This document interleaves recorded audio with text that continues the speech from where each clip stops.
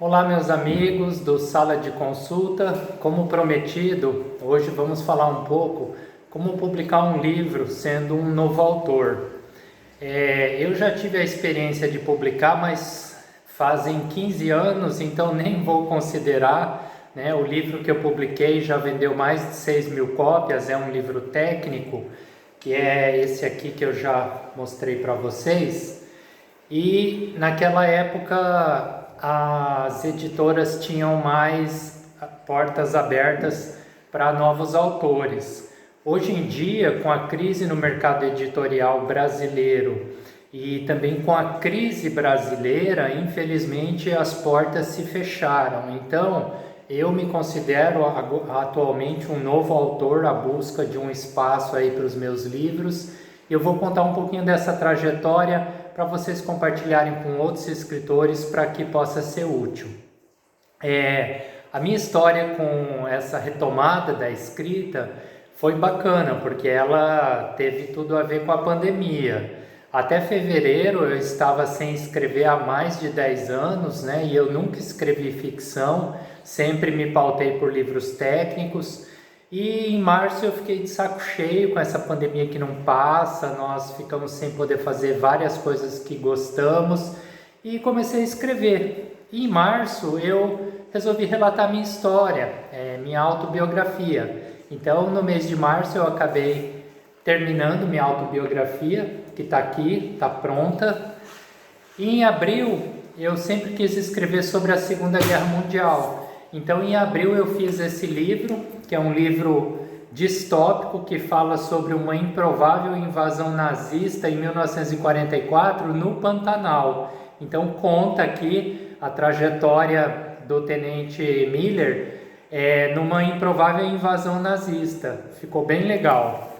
E agora em maio eu terminei o livro que eu considero aí o que eu tenho mais vontade de publicar, que é Sala de Consulta. São 25 anos de atendimento psiquiátrico e eu relato muitos casos de maneira ficcional, casos relacionados à minha trajetória, à minha experiência. Com os livros em mão, comecei a bater na porta das editoras, via e-mail, sites, né, e algumas indicações. E eu percebi que é um caminho muito inóspito. Então, eu vou falar rapidamente as 3 formas de publicação que existem atualmente. A primeira forma, que é o meu plano A, é a mais difícil, mas é a que eu pretendo, nem que demore um pouco, eu pretendo ter uma chance de publicar por uma editora comercial. O que é uma editora comercial? Ela lê seu original, caso ela aprove, ela arca com todos os custos da produção gráfica, design, capa, logística, distribuição, tudo. E você só tem aí o trabalho de depois fazer um marketing bacana junto com a editora. Hoje em dia as editoras pedem para que os autores façam marketing em redes sociais, ajudem no lançamento, né, networking, e geralmente os royalties giram em torno de 10%, são praticamente fixos de A a Z. Alguns autores escapam desses valores ou recebem luvas de adiantamento, mas são sucessos nacionais. Autores tipo Marta Medeiros, Luiz Fernando Veríssimo, medalhões.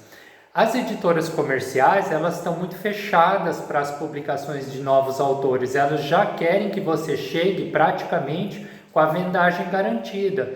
Então, quem tem publicado muito por essas editoras? Quem tem algum nível de fama, né? Então um youtuber famoso, um artista famoso, mesmo que a obra literária dele não seja interessante, ele vai vender só para os fãs dele 1.000, 2.000, 3.000 cópias, o que já é uma margem de retorno, de lucro.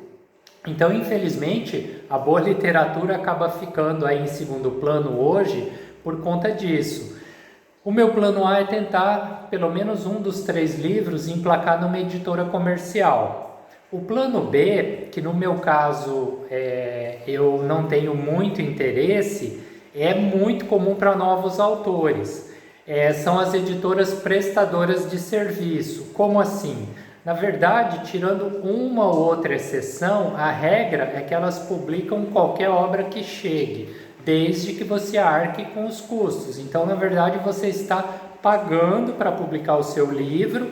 A qualidade literária é muito variável, não estou criticando, existem bons autores que publicam, autopublicam, né? Eles compram a sua própria tiragem e existe uma vantagem, né? Que você aí compra a sua tiragem, você tem um maior poder de decisão sobre capa, sobre conteúdo, e depois você vai ter o grande trabalho de conseguir vender esses livros. No mínimo eles trabalham aí com 200, 300 cópias, a média das tiragens é 500, então você vai receber caixas e caixas de livros e vai ter que dar alguns pulos para vender. Então tem esse lado ruim, você não vai conseguir colocar em grandes livrarias, é praticamente impossível, só pela Amazon e você mesmo que vai ter que fazer o despacho.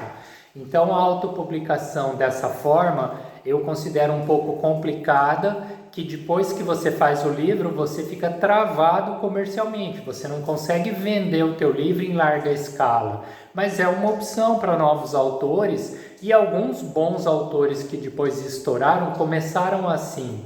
Tem umas 2, 3 editoras que trabalham de uma forma mista, que estão inseridas no mercado nacional e elas cobram, e essa sim tem uma análise criteriosa da qualidade do material. São editoras mais rigorosas que eu vou falar num próximo vídeo.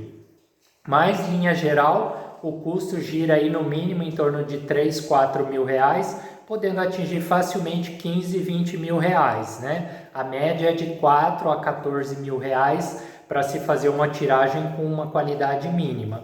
Eu não gosto dessa forma porque alguns livros que até eu tive interesse em comprar para entender esse processo, eles morreram. O autor fez uma tiragem, você acha ele na Amazon, só que está indisponível, ele não tem mais para vender. Só se o autor for lá e contratar mais uma tiragem. Então, se você tem um livro bom, eu acho um pouco arriscado que o teu livro pode literalmente morrer. E a terceira forma de publicação é uma forma que está começando, eu acredito que no futuro vai ser talvez a maior forma de publicação. Eu acredito aí que em 5 ou 10 anos vai ser a predominante, que são os e-books. Por que eu considero que ainda não é a melhor opção? Porque infelizmente no Brasil tudo chega com atraso, todas as tecnologias chegam com atraso.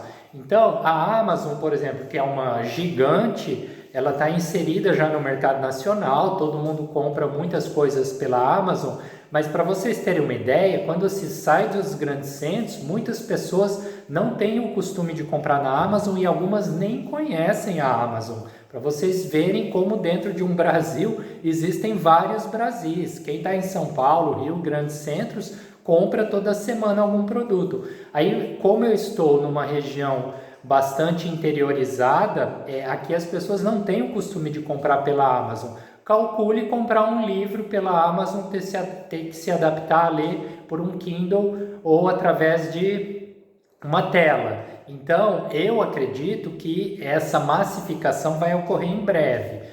A autopublicação via e-book, ela é muito vantajosa porque você não tem praticamente nenhum custo. E a venda ela é integral, você ganha todo o valor, tirando algumas taxas. Então eu considero que é razoável e eu pretendo, até como forma de teste, utilizar essa plataforma em breve para publicar um dos meus livros, mas no momento é o meu plano C. Então eu queria passar essas dicas, essas orientações e falar que no próximo vídeo eu vou contar um pouquinho desse meio de campo entre o autor e as editoras, né? A comunicação, os e-mails, as editoras que têm portas abertas, as editoras que estão recebendo originais. Então fica a dica aí, o próximo vídeo vai ser sobre isso. Se vocês conhecem alguém que está nesse caminho, ficam atentos, peçam para seguir o Sala de Consulta que eu vou dar essas dicas na semana que vem. Um abraço, até mais!